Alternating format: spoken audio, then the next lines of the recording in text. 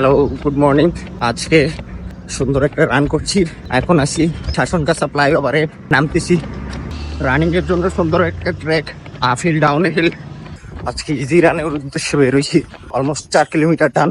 অনেক সুন্দর একটা জায়গাতে আছি, দেখতে পাচ্ছেন। আপনি যদি সকালে ঘুম থেকে না উঠেন তাহলে এই পরিবেশটা আপনি দেখতে পারবেন না। তো আমি এখন এই রোডটা দিয়ে রান করব।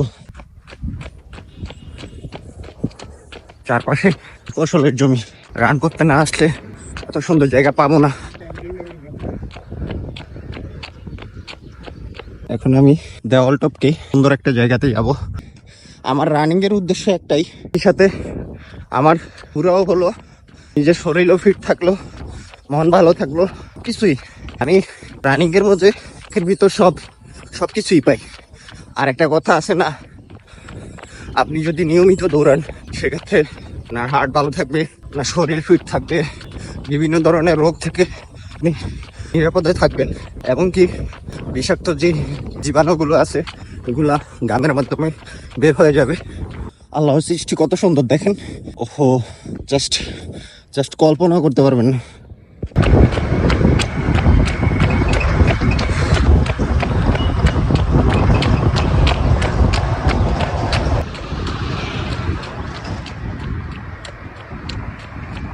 তো সকাল সকাল 5 কিলোমিটার দান দিলাম, এই তো ভালোই লাগছে।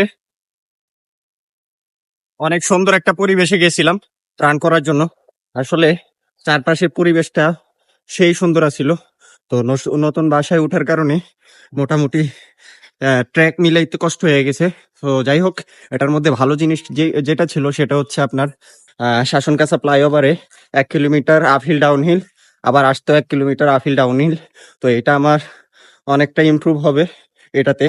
যদিও আগে যখন আগের বাসায় ছিলাম এই জায়গাতেই আসতাম অলিভিয়ার লগে রান করার জন্য।